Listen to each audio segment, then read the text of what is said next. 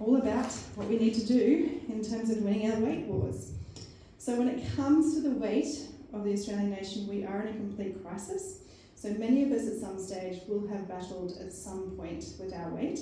However, there's about 1,000 voices out there that are claiming what they can do and how we can lose the best and the greatest and the easiest, most successful. And I must admit, even when I was putting this together, I thought this is overwhelming, and I even know the paths I need to take. So I cannot imagine for those who aren't sure where to look, how many different pathways they take to find something that works. So what I've put together for you is some strategies that are natural, they're safe, they're effective at helping you to get a healthier version of yourself.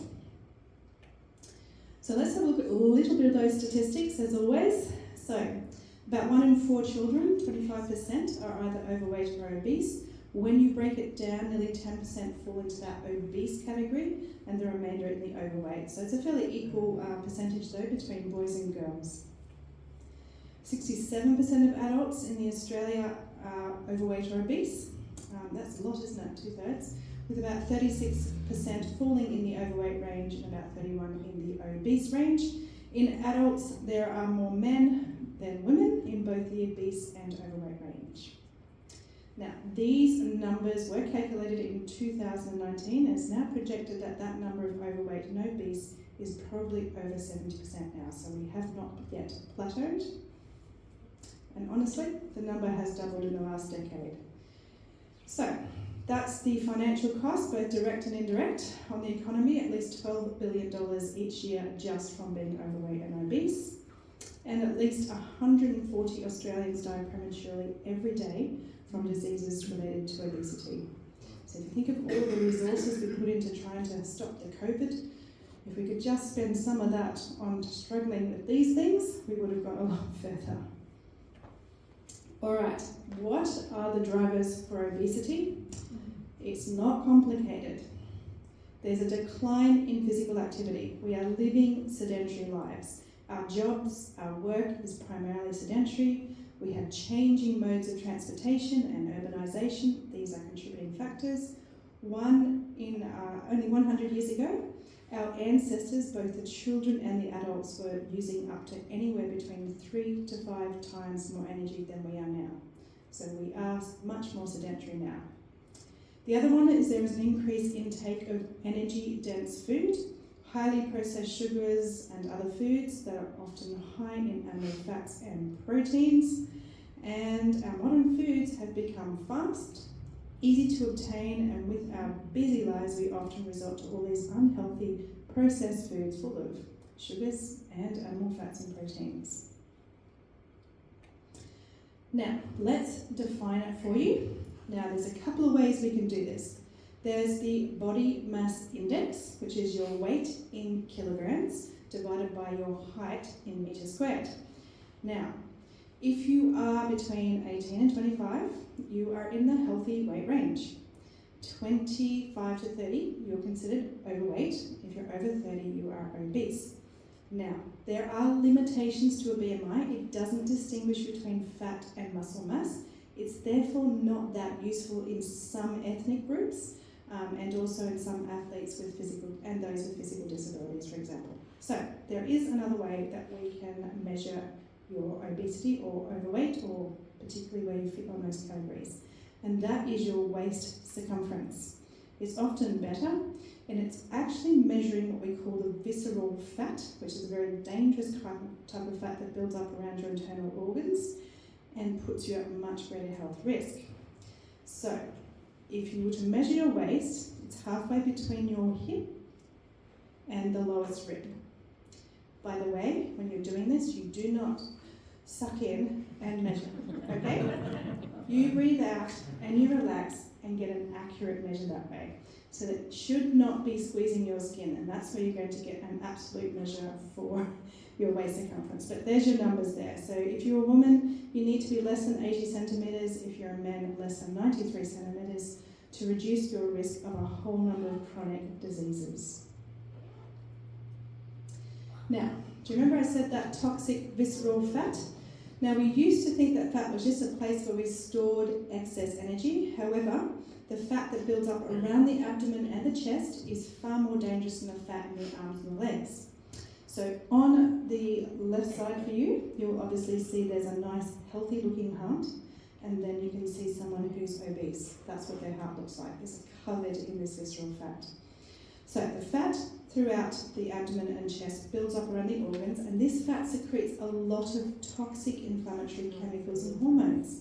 They cause a variety of problems, such as decreasing your body's sensitivity to insulin, stimulating uncontrolled growth of some cells which can lead to cancer, interfering with the body fluid balance. It promotes atherosclerosis, or a build-up of cholesterol and calcification in the arteries, disrupting the electrical activity in the heart and causing an arrhythmia, and it also promotes overall inflammation throughout the whole body that can lead to a whole host of other diseases. So it is a nasty fat. It doesn't just store excess energy, but it also produces these chemicals causing a lot of harm. The good news is that we can actually lose this visceral fat and significantly reduce our risk of all the diseases. And we'll look at how we can do that very soon. But in this scan, you're seeing a reduction that can occur. So what you're seeing, the yellow is just the sort of normal and less harmful subcutaneous fat, and the red is the toxic visceral fat. So you can see before and after some lifestyle interventions how we can actually reduce that down. So let's take a look at more closer look at those chronic diseases related to obesity. People who are overweight and obese are up to 2.5 times more likely to develop heart disease than those who are of normal weight. Being overweight doubles your risk of stroke. Nearly 80% of cases of high blood pressure in men and 65% in women is attributable to being overweight or obese. Obesity is the leading risk factor in the development of diabetes, with obese people up to 80 times more likely to develop type 2 diabetes than thin people. Huge risk there. Being overweight or obese increases your risk of a variety of cancer. We just learned about how toxic visceral fat is in terms of producing cancers, including bowel, breast, esophageal, stomach, gallbladder, kidney, liver, pancreas, thyroid, ovarian, and uterine cancer. All of the organs that run from here to here get prone to cancer. Now, one of the most significant things that obesity affects is obviously your joints, your musculoskeletal system. It's the primary driver behind the development of osteoarthritis, that wear and tear and deterioration of your joints. It's also associated with the development of fatty liver disease, which can cause inflammation and even lead to liver cirrhosis. Gallbladder disease, you get gallstone formation, particularly stones made up of cholesterol. That's associated with weight gain. When you are overweight or obese, the kidneys have to work a lot harder, which can lead to damage in the kidneys long term and heighten your risk of developing chronic kidney disease. Now, obstructive sleep apnea is most commonly found in overweight and obese people as well. Interestingly, independent of a person's body image, it has been shown to increase the risk of developing depression. So, all these risks can most definitely be mitigated by a healthy lifestyle, and we're now going to look at how we can achieve this. Let's look at a healthy weight management program. Now, the very first thing we need to do with most things is that we need to start with the mind. Manage your mindset. The right mindset will get the right results. Now, the best place to start is always at the highest level with your spirituality, and we need to place that right value on the gift of life and the body that we've been given to live in. So here's a couple of Bible verses that you can read and ponder as you start your journey to healthy weight management. The first one's found in 1 Corinthians 6, verses 19 and 20. Do you not know that your body is a temple of the Holy Spirit who is in you, whom you have from God, and you are not your own? For you were bought at a price, therefore glorify God in your body and in your spirit, which is God's. So not only do you belong to God by creation, but he also paid for your life with the life of Jesus. So here we have double the value. The other one is 1 Corinthians 10 and verse 31. Therefore, whatever you eat or drink, whatever you do it all to the glory of God. So every choice you make for your health, ask yourself, is this the best thing for my health? Is this what God will want me to put into or do to my body? Alright, does anybody know what that creature is? Close. It's the black widow spider. Yeah, so I'm going to talk about the pleasure trap. And this little creature really signifies this. And I'm going to share this story of what happens here, this black widow spider. It's a very, very strange little dance that occurs between the male and the female. So the big black one is the female. The little guy is the male. So, to keep the species going, the male is lured towards the female due to the pleasure-seeking sexual instinct. Now, this is where it gets very interesting if you watch a video on what happens in this little dance. The male's also obviously scared because of the much larger proportions of the female. So he vacillates between approaching her and escaping away from her. So there's kind of this backwards and forwards, backwards and forwards. There's that real war between attraction and fear. It's a war between pleasure-seeking and pain avoidance. So eventually, for the male, the pleasure wins out and they mate. But the story doesn't end there. Unfortunately, as the male tries to escape, the female seizes the opportunity to conserve energy, another driving factor, and before the male can escape, he becomes her dinner. So that's the story of the pleasure trap. Now, why do I use that? Because it does describe quite a few things in our own physiology.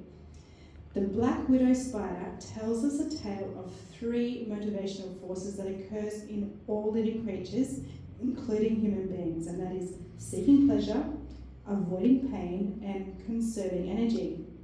Now, these 3 motivational forces were described by a couple of doctors, Drs. Lyle and Goldhammer in the US, and they've written some very interesting material regarding this and how this impacts on our dietary behaviours. So let me just show you the graph that they have. And this is the dietary pleasure trap. Now, in phase 1, the number 1 is there, if you're eating this fantastic, whole, natural, unprocessed food diet, low calorie density, you're going to have a very normal pleasure response to your food. Then in phase 2, you get invited to a party. They don't have any healthy food there, you're feeling a little bit out of place, so you decided to eat some of the super normal stimuli foods. Chocolates, chips, a bit of pizza, maybe a burger, a bit of ice cream, and suddenly the calorie density fires off the pleasure centers in your brain, creates an enhanced pleasure response. And just remember, there's another motivational force here too, and it's called energy conservation. Heating up a single slice of pre-made cheese pizza, maybe 100 to 120 gram, expends no energy. Literally just put it on a plate, put it in the microwave, pull it out, or in the oven. If you had to, and by the way, that could provide you with 300 calories. If you had to prepare the equivalent weight of green salad, not only does it take time and energy to do so, it only gives you about 20 calories. So you can see the difference there as well. We are driven for fast, easy things when it comes to food. Now, phase 3. You come and see me as a doctor, and I tell you that's really bad. You shouldn't be eating, let's do that. That's phase 4. Right, phase 3, so after eating supernormal stimuli regularly, the pleasure centers, so you're in that phase 2, you go home and you want to keep eating that to drive those pleasure centers again, but as you keep eating it, it normalizes back down into that normal zone. So even though you're eating bad foods, it's just giving you normal pleasure. And then in phase 4, that's when you come and see me. And I tell you, it's time to go back on that really healthy diet. I know it's tough, you've just been enjoying all those foods, but it's not giving you that pleasure anymore. Time to change that. So you go back onto that really healthy whole food diet, lots of plant foods, and you get a dramatically reduced calorie density, and then suddenly you get a nosedive into the subnormal pleasure zone.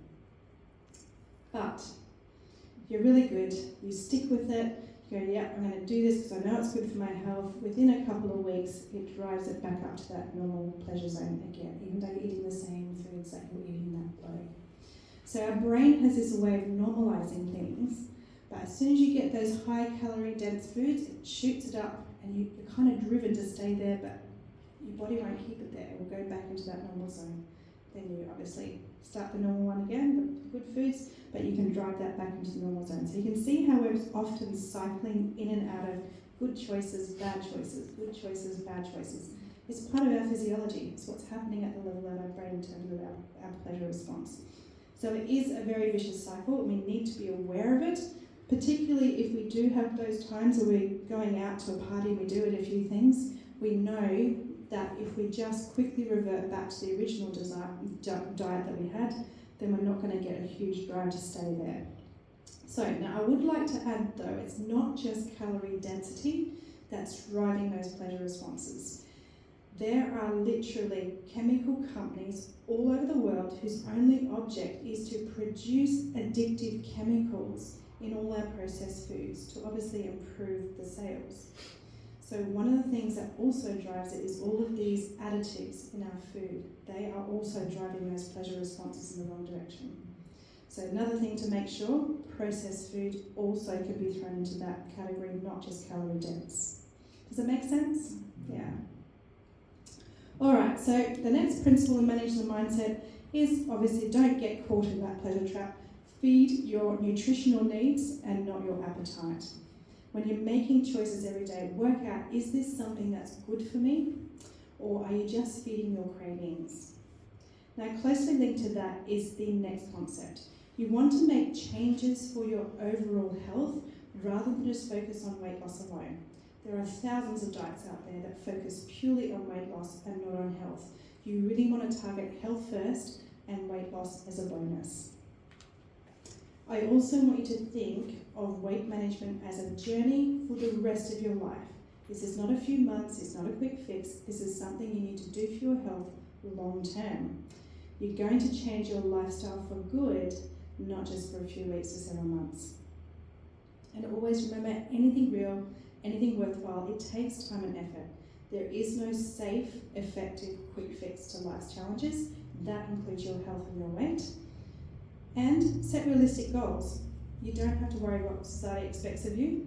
If you set the bar too high, you will give up very quickly. And just remember, if it's taking you 20 years to get where you are now, give it time to go back to the original set goals that you might have. And always focus on the successful changes that you are going to achieve each day, not on any past failures that you've had on your journey. So, once you've got your mind wrapped around making healthy choices, the rest becomes easier. The next step is to work out which diet amongst the hundreds of options out there is going to be the right one that not only helps you to achieve a healthy weight, but also gives you the long-term positive health outcomes. Now, this diet is also not about counting calories, but one that burns the most calories or energy. And there is only one diet out of all the research that's been done that fits this bill. I don't think you need to guess. The whole food plant-based diet. A diet rich in all your fruits, vegetables, legumes, nuts, grains, seeds in their natural form or as close as possible. Now, in this diet, you get at least 80% carbohydrates, up to about 85%, and less than 10% each of your healthy proteins and fats. That is normal. That's what we need to aim for. So this diet completely changes the way your body uses up calories or the energy you are consuming, so no other diet can achieve this. So what do we know? It can increase the proportion of dietary calories expended as either body heat or through voluntary physical activities. You'll have less storage of energy as body fat. There is actually an overall increase in fat degradation and loss of body fat with this lifestyle choice. You will also form more of a highly specialized brown adipose tissue, it's called, and this greatly will enhance your metabolism. It stops you from putting energy into the fat stores and uses it to produce body heat. You do not need to count calories when you're on this diet.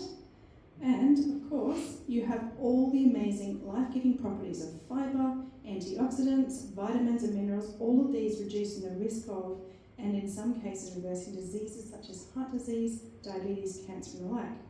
Now I'll just put a little note here. There was an observational study done in rural China that showed these people were eating more calories per unit of body weight than the Westerners, but their BMIs were a lot less, even when taking into account the amount of exercise that we're doing.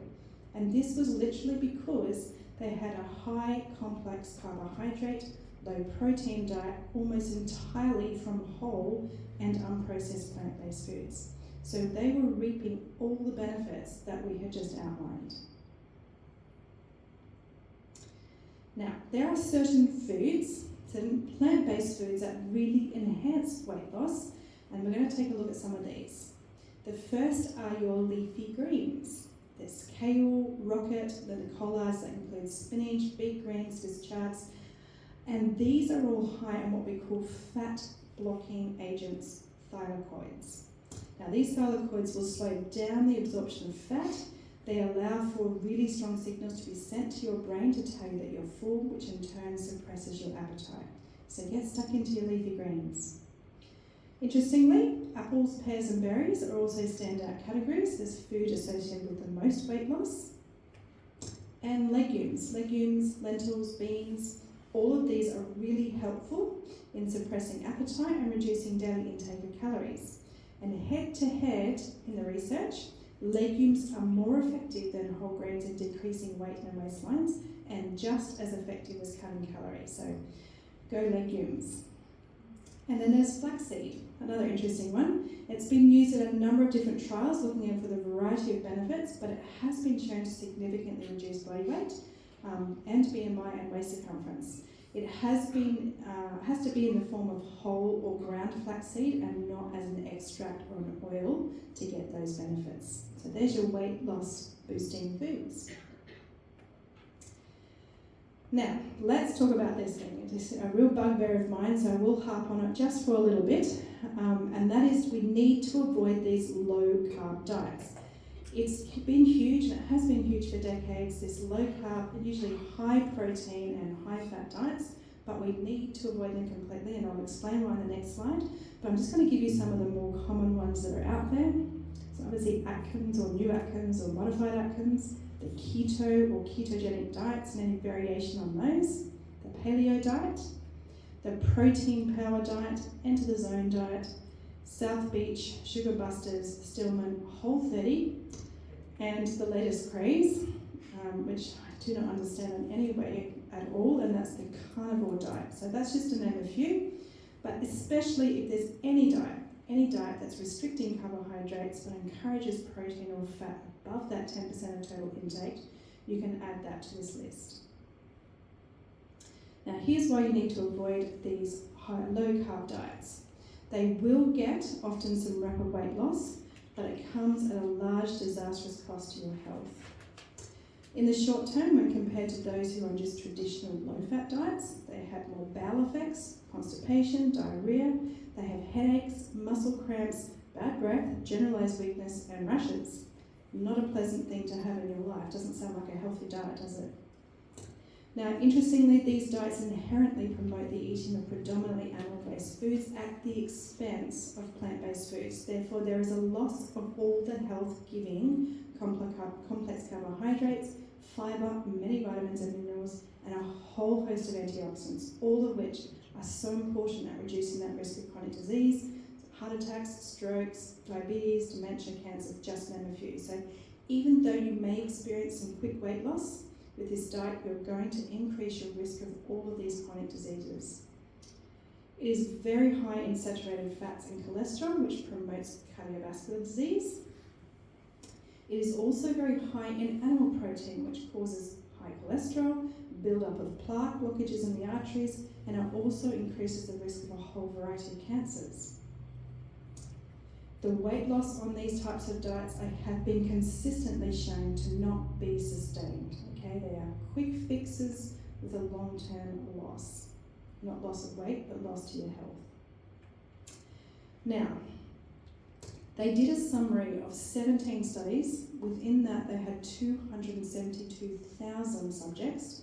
They showed a 31% increase in total deaths when compared to the standard unhealthy American diet, which already has a high mortality rate. So the worst diet in the Western world, this is worse again. Worse again, 31% increase in death rate over the top of the standard American diet. So you can see why I harp on and on about avoid these low carbohydrate, keto, carnivore, whatever it might be. They are extremely unhealthy. Throughout my career, I have had to deal with several cases of kidney failure on these diets with people who had no pre-existing kidney issues, but because they went on these diets quite long term, they went into kidney failure. It took that to actually convince them to stop that diet. So it is really, really harmful. Please avoid them. All right, let's look at some other concepts that we can do to help with the whole weight management. Fasting is definitely one way you can help with weight loss, but I'm not talking about the prolonged kind. Any of those types of fasts require very strict medical supervision, and I'm not recommending those. I will say that any type of fasting is also not an option for those who have very active lives. Certainly not an option for children, pregnant or breastfeeding women, and also insulin-dependent diabetics need to avoid them as well. So what we're talking about here, though, is an overnight fast. It is about confining your daily meals to a restricted window of time. The research that really showed the benefits, they looked at sticking to a 6-hour window that ended at 3 p.m. each day. Now, that isn't practical for everybody because most of us do work, so obviously having a meal at 9 and then at 3 is not always going to be the easiest thing to achieve. But you can use that principle.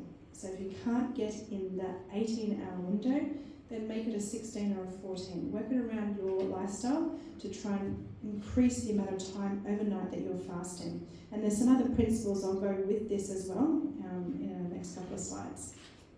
But we do know that this obviously helps with significant weight loss. And there's also a reduction in oxidative stress within the body. It actually helps the insulin resistance. And there's an average drop in blood pressure equivalent to using the most potent blood pressure medications. So that overnight fasting is effective for a lot of different things. But I will say, if you don't have a very active lifestyle, if you're someone who are very sedentary in particular, having a 2-meal-a-day plan and trying to get to that shorter window as possible is really helpful. I will say also, don't ever eat after about 6 or 7 p.m. at night, and I'll explain a little bit more about that later. Now, the sizes of your meals throughout the day do make a difference when it comes to weight management. So have your main meal in the morning and only a small last meal. So we have that concept of eating breakfast like a king, lunch like a prince, and dinner like a pauper. So of all your meals, put your effort into your breakfast. It will kickstart your metabolism and provide the energy for the day's activities when you need it the most. Calories that you eat in the morning cause far less weight gain than the same number of calories that you eat in the evening. So as the evening progresses, your metabolism drops and it continues to drop. So you need to not have that major meal at night. You're actually going to load the calories at the wrong end of the day. So have a good breakfast, loading your food intake early in the day. You also will be more alert and productive. It will reduce that drive to snack and seek the wrong kinds of foods. And it means you don't have to go to bed with a full stomach either. But yeah, metabolism drops of an evening. So that's why we eat big in the morning and very little at night. Eat slowly. Your meal should take a minimum of 20 minutes. That's the time it takes for your brain to tell you when you've had enough and you're feeling full. So eat very slowly. It reduces the number of calories that we do take in. Now you can also slow this down a number of ways. You can just chew more thoroughly, so chew your food well. My sister is a speech pathologist. She always tells me you should be chewing at least 20 times. I found that really hard actually. My son finds it extremely hard. He's 2 gulps and gone. But nonetheless, we should be chewing more thoroughly. We can also decrease the bite size, so putting less on our fork with each meal, with each bite. The other thing that is really helpful is using bulkier, harder and chewier foods, more fibrous foods as well. That also will help to slow you down. Now here's one of the worst kinds of habits. Snacking. We all do it, I know, but it's one of the worst habits for your metabolism, for weight gain. But the research shows the more frequently a person eats, the more they tend to gain weight. So limiting the number of meals also will improve your physical endurance, so it will make you less tired. Snacking increases your risk of bowel cancer. And you increase the number of calories you burn off when you eat them in fewer meals. It is far better for your metabolism the fewer meals you have. So please avoid snacking. Now, I always get questions about this one, apple cider vinegar. Now, apple cider vinegar does cause significant weight loss of the visceral fat and slimmer waistlines whilst you're using it. But it returns when you stop, unless you have other measures in place. It works by enhancing the activation of a special enzyme called AMPK. Now, this enzyme is responsible for switching our body from fat storing to fat burning mode. So apple cider vinegar can ramp that up by that activity of that AMPK by 3-fold. How much do we need though? And this is a bit of a kick. 2 tablespoons with each meal. It's a lot, okay? Just a couple of side notes, however. Never ever drink this one straight. You will rip your stomach to shreds. Always mix it with food. If you're prone to allergies, it may stir up these allergies. Now, the other thing I will say, you can get the same effect on your AMPK with exercise. So that may be a much better option than resorting to 6 tablespoons of apple cider vinegar each day. Now, drinking water. Vital, absolutely vital for your healthy lifestyle and weight loss plan. If you ignore your thirst mechanism, your body will resort to hunger signals in an attempt to get your attention to give it some fluids. So thirst is often misperceived as hunger. So drinking plenty of water will prevent those abnormal hunger signals. Now, here's a few facts. Water has no calories, but it has been shown to increase the number of calories that your body can burn at rest. So, improves your metabolism. Well-hydrated bodies shift towards burning fats and decreasing the breakdown of proteins.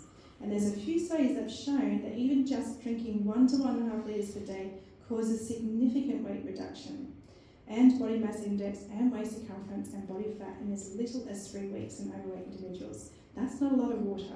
We need to be close to 2 to 2.5 litres, but just 1 to 1.5 litres was able to do that. Here's another really good tip. Drinking 2 cups of water can boost your metabolism by 25% within the next hour. So a good way to help burn extra calories would be to have 2 cups of water on an empty stomach about half an hour before each meal. You're going to burn through those calories a lot more quickly. For the remainder of the water intake, try not to drink with your meals, only between meals, as it can impede digestion somewhat. And there is your formula. You need about 30 mils per kilogram at rest and 40 mils per kilogram when you're active. Roughly 2 to 2.5 litres maximum. If you're a much more bigger person, then you can potentially go up to about 3 litres. Avoid alcohol. Why? For lots of reasons, but it provides no nutritional benefit, no vitamins or minerals to speak of. Gram for gram, it's almost double the calories of sugar. It hinders your body from burning fat. It causes greater hunger sensations and reduces the feeling of being full. And it has been shown to consistently lead to poorer food choices. So please avoid that one, particularly for this reason and a whole host of others. Now let's look at what exercise helps. We need to address this one. Most of us live sedentary lives, so we need a little bit of extra help here to make sure we include exercise in our goals in a healthy way. Bear in mind, exercise is nowhere near as effective as diet. If you had to sort of break it down, probably about 80% of it's diet, 20% of it's exercise. But it's still important. It can make that little bit of an extra change for you. So, we need to do more spontaneous activity. This is the non-exercise activity that we accrue each day.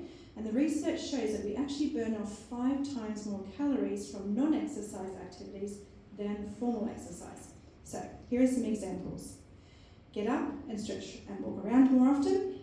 Stand instead of sit when you can. In some workplaces, they do have standing desks now. Do more housework. I don't really like that one. Cook and prepare your meals. Really propose that one. Do more gardening. That is definitely mine. Take stairs instead of the escalator.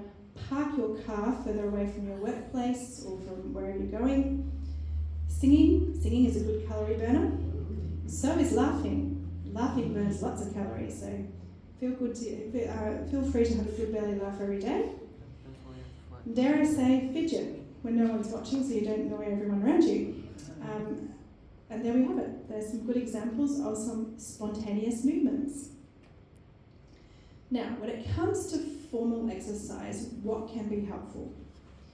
Definitely aerobic exercise. That's the stuff that makes you huff and puff. It's fantastic at burning calories and reducing bad types of fat in the body.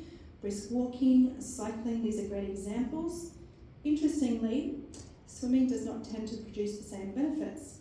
For some reason, swimming didn't induce weight loss, but certainly cycling and walking does.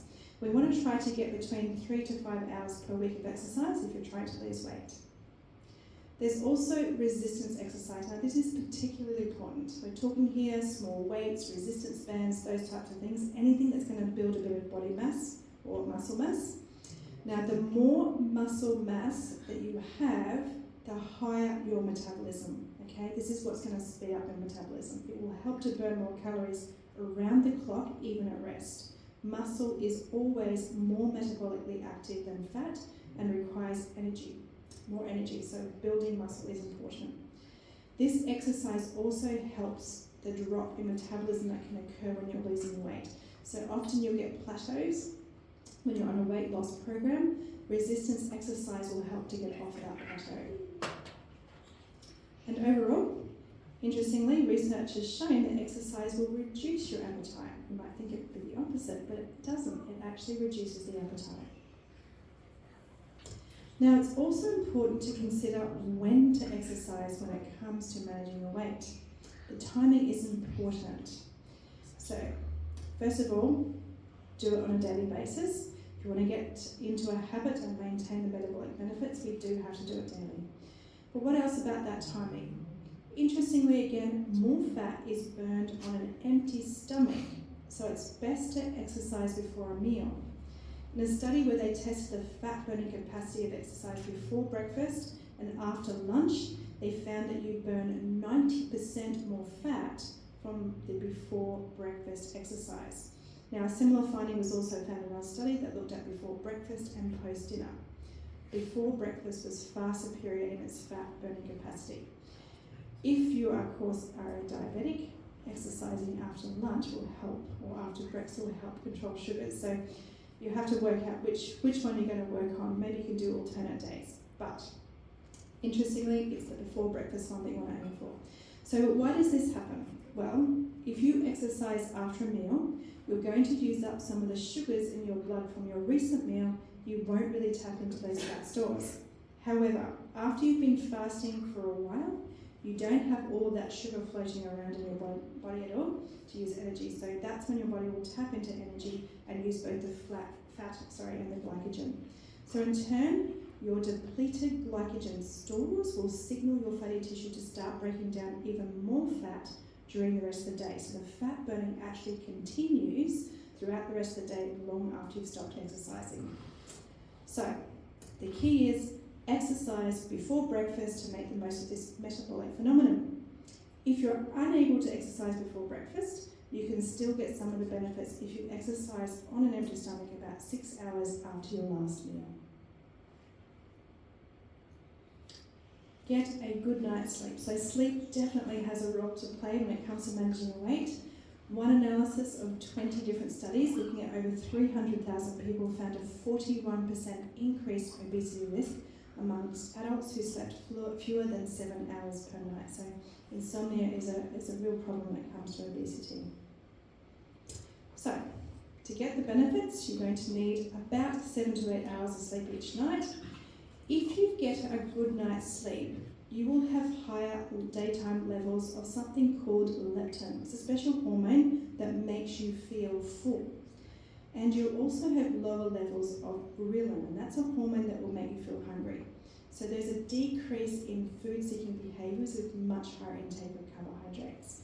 And research has shown that reducing the hours of sleep in men and women down to 4 hours led to these individuals seeking out and consuming an extra 1,200 kilojoules more each day on top of their usual food intake. And this generally wasn't healthy foods. They were really diving into the unhealthy foods. So consequently, there is actually a twofold increased risk of becoming obese. Now, poor sleep has also been shown to adversely affect your self-control and decision-making abilities, as well as an increase in your brain's reward centres and their reaction to food. Do you remember I was talking about those reward centres? When you're sleep deprived, they are even more reactive. Therefore, you're more likely to make poor food choices and increase intake of foods high in energy, fats, and processed sugars. Now, if you're going to bed at a reasonable hour, at least between 9 or 10 p.m, you're going to avoid one of those worst habits we talked about, late night snacking. Eating late at night when our metabolism has dropped significantly is associated with much greater weight gain, a higher BMI and a decreased ability to burn fat, making that weight loss a whole lot more difficult. Now, who would have thought that sunlight can play a role in burning fat? Well, there are these little subcutaneous fat cells, or white fat cells, that we find right beneath our skin. Now, it's a major fat deposit in our bodies, and it does play a significant role in metabolism. It is a bad kind of fat because it stores calories that should be burned for energy and does contribute to obesity, diabetes, and heart disease. Not quite as bad as a visceral fat, but it still is not great.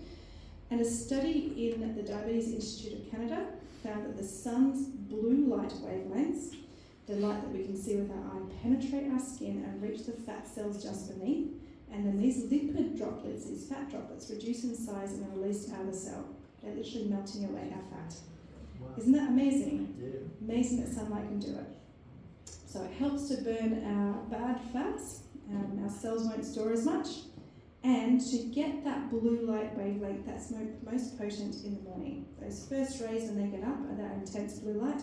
As the sun sets towards the other side, you're getting more of that yellow light spectrum. So again, getting out into the sunlight of an early morning, you're going to get the benefit of that as well. Let's look at dealing with those plateaus. It's one of the struggles that you have when you're on a weight loss or weight management program. It's rarely an easy journey, and it will often come in stages and plateaus. Sometimes you even start with a plateau where you'll be going hard at it for a while, nothing seems to happen. It is normal. Your body is trying to conserve some energy as it sees you trying to lose weight, but there are some things you might like to try in the short term to help you get off that plateau. So for a short period, you might like to increase your time exercising, even change up the types of exercise, particularly paying attention to that resistance training to boost the metabolism. If you have a sedentary lifestyle, you want to go to a 2-meal-a-day plan with about 18 hours or at least 16 hours of fasting overnight for a couple of weeks. Obviously, reassess your diet and water intake. Make sure there's nothing else that can be adjusted. And if all is in order, you can try a raw plant-based food for a couple of weeks. Don't do that too much long-term. Your gut isn't designed to take that much raw food.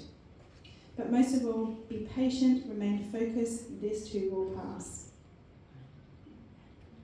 Another one that we get a lot of questions about is how do we curb cravings? It is difficult, especially when you're used to certain kinds of foods, and yet hard to give those up. But here are some evidence-based ways to curb those cravings. Include more plant-based proteins in your meals. So use legumes or a handful of nuts. They have been shown to reduce cravings. Definitely this one, include more soluble fibre. So good sources include apples, bananas, berries, legumes, nuts and avocados. They are really helpful as well. Make sure you're well hydrated, as dehydration will be misperceived as hunger a lot. And of course, just make sure you're sleeping well so you get that reduction in that hormone, hunger hormone ghrelin. So there's some tips for reducing those cravings. There are some helpful herbs when it comes to weight loss. No surprises. Garlic, either raw or if you aren't going in public, or using the powdered form. And we only need half a teaspoon of garlic powder to get the benefits for your weight and waistline. Now, for those who can tolerate the heat, I am not one of them, adding cayenne pepper to your meal can significantly boost your metabolism. My only caution to this research tale is that you have to use about half a teaspoon in your meals to see the benefits. I think that's going to be quite irritating to your gut, so I don't particularly recommend this one, but it is in the research, that's why I put it there. So there's a really good alternative, ginger. So ginger root is another way that you can boost your metabolism by at least 10% when compared to placebo. Now, dried ginger is more effective than fresh. So there's these special gingerol compounds, and they're turned into what we call sugars, which activate the brown adipose tissue, which stimulates metabolism, if you need the scientific information. But how much do we need? Half a teaspoon per day of dried ginger. That's much more doable, yeah. And yeah, I just couldn't tolerate that much cayenne pepper ever. But I can do half a teaspoon of ginger. Now, peppermint may be helpful. It was shown to be helpful in animal studies, not in human studies yet, but it has been shown to boost metabolism, regulate body weight, and prevent obesity. So it's certainly not harmful if you want to try it as a regular tea. It has an amazing benefit for the gut health as well. If you come along to my talk on Friday, I'll be talking a little bit about herbs and gut health. And you can have 6 grams of the dried leaf daily. And remember last night I said the hibiscus tea was great for the blood pressure, and as a bonus, it also helps with the weight loss. So, how much do you need? 3 grams of those dried calla seeds each day. And actually, by the way it does it, it shows it can boost your metabolism and lock up the fat digesting enzyme in the gut. So it's a really helpful one. Hydrotherapy. So having contrast showers stimulates the production of that special adipose tissue and burns a lot more energy and stimulates that boost in metabolism. So this will lead to more efficient weight loss. And there's your recipe for a contrast shower, which I was saying the first night that I struggle how you can do this in South Australia. I would be struggling. But anyway, there it is. 5 minutes on the hottest setting that you can do without burning yourself, then 1 minute on the coldest setting, and your coldest setting is ice water, believe me. And you do that times 2, then the last one 3 minutes hot, 1 minute cold, always finishing on that cold, and just make sure afterwards that you put some more clothes on and rest for about an hour. I will say don't use this if you're particularly frail or have any heart rhythm or high blood pressure issues. So here's my final healthy weight prescription. Remember that your body is a temple and a gift from God, so value it as God does. This is a lifestyle change and not just a temporary diet, so eat for your health. Keep your goals realistic. If it's taken you years to get where you are, allow your body time to adjust and restore. Embrace that whole food plant-based diet with lots of those weight loss boosting foods. Remember apples and pears and berries, leafy greens, legumes, and a spoonful of ground flaxseed each day. And of course, avoid all the processed foods, fast foods, added fats, and no alcohol. Plan your meals to have the most hearty meal in the morning and the smallest meal at night. If you have a sedentary life, then consider that 2 meal a day plan with your last meal as early as possible. Eat slowly, no snacking between meals. Drink at least 2 to 2.5 litres of water each day, and try that 2 glasses of water half an hour before a meal, and then the remainder between your meals. Exercise at least 3 hours per week. Use a bit of that aerobic huff and puff, and try to get that exercise in before breakfast for the purpose of weight management, and don't forget the resistance exercise as well. Always aim to get 7 to 8 hours of good sleep each night. Get a good dose of early morning sun each day to help melt away that fat. And you might like to make a hibiscus and ginger tea a couple of times throughout the day. And for those who are brave enough, you can do your contrast showers to boost your metabolism just a few times each week. Thank you very much.